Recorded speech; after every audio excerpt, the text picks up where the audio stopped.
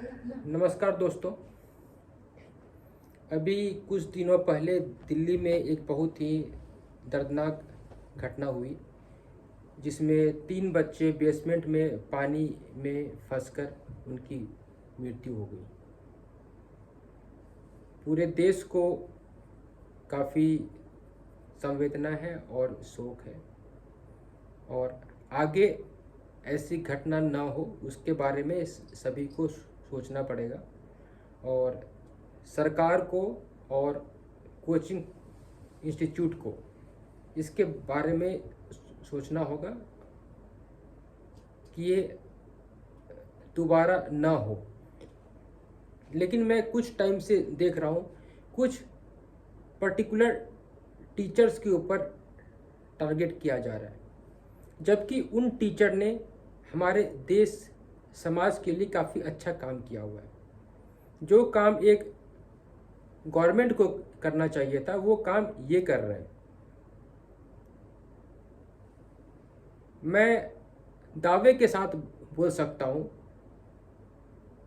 कि अभी सरकारी संस्थान मोस्टली बंद हो रहे हैं, लेकिन उस टाइम में कुछ अच्छे टीचर हैं जो कि हमारे समाज के लिए अच्छा काम कर रहे हैं,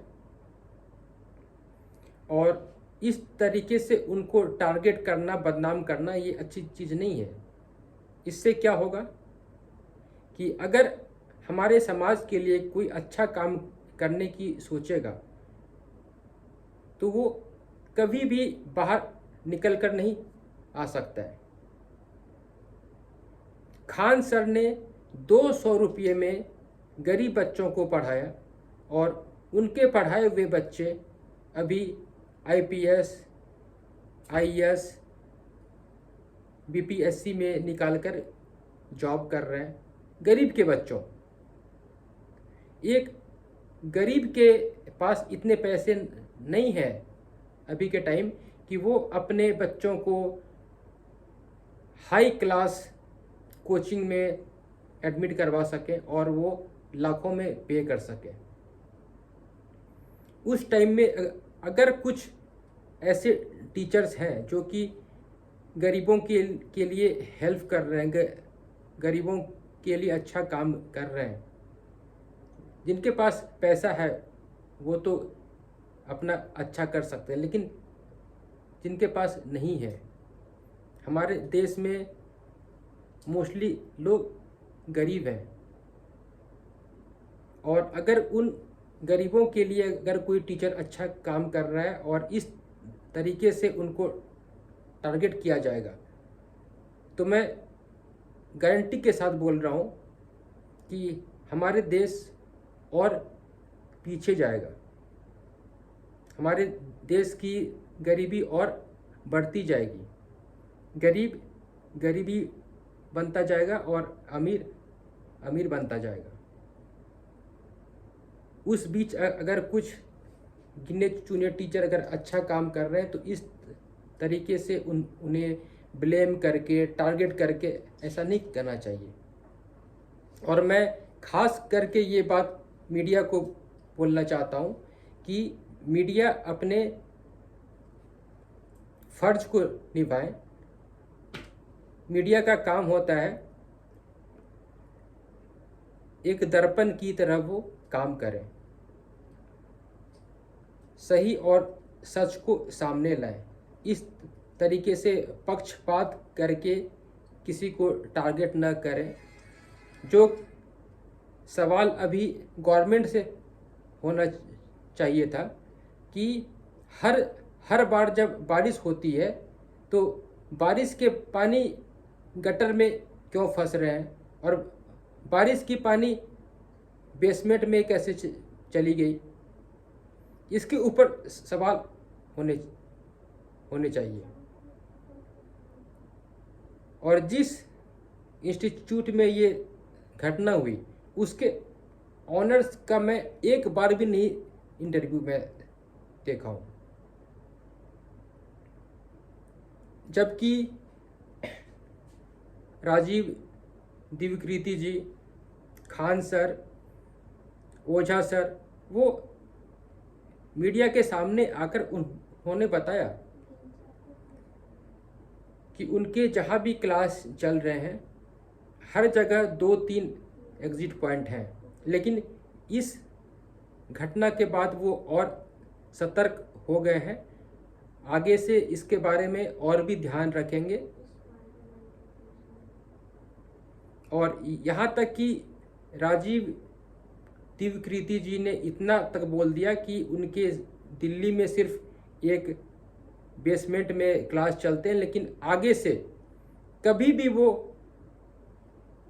बेसमेंट में क्लास नहीं लेंगे। जबकि उन्होंने बताया कि उनको गवर्नमेंट से परमिशन मिली हुई है, सारे चीज़ मिले हुए हैं, लेकिन उन्होंने फिर भी बोला कि मैं फिर भी नहीं करूँगा। मैं बहुत दुखी हूँ कि इस तरीके से किसी को टारगेट करना बिल्कुल सही नहीं है, कि और ख़ास करके जो हमारे समाज के लिए एक अच्छा काम कर रहे हैं। एक अच्छा टीचर हमारे समाज को काफ़ी आगे तक लेकर जा सकता है। मैं खुद भी एक बहुत लोअर क्लास से उठा हूँ। मेरे पेरेंट्स ने मुझे कैसे पढ़ाया है मैं जान रहा हूँ, लेकिन उसमें काफ़ी हद तक आनंद कुमार पटना सुपर 30 उनका काफ़ी योगदान है कि मैं काफ़ी कम पैसे में उनके पास पढ़ा और मैं बीटेक में अच्छा कर पाया।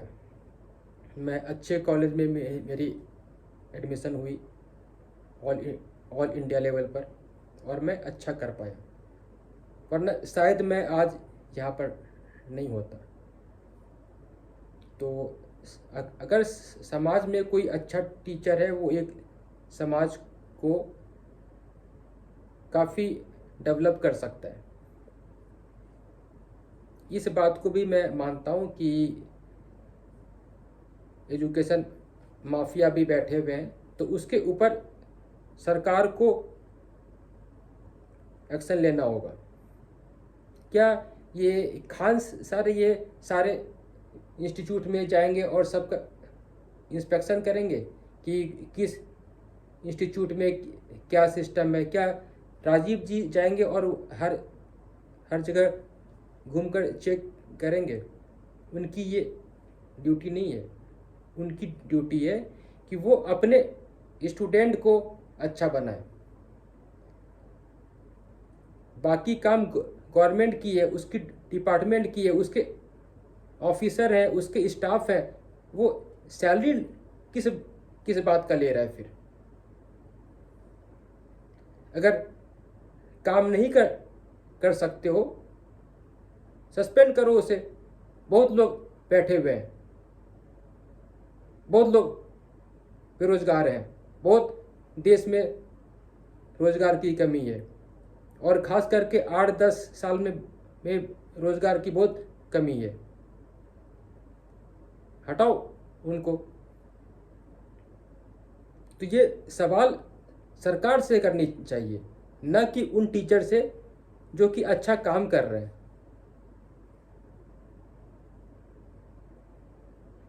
आशा करता हूँ कि मैंने जो तथ्य बताया है आप समझ सकते हैं। आगे भी मैं ऐसे तथ्यों के ऊपर बोलता रहूँगा, मुखर होकर, चाहे सरकार हो या कोई भी सिस्टम हो, मैं बोलता रहूँगा।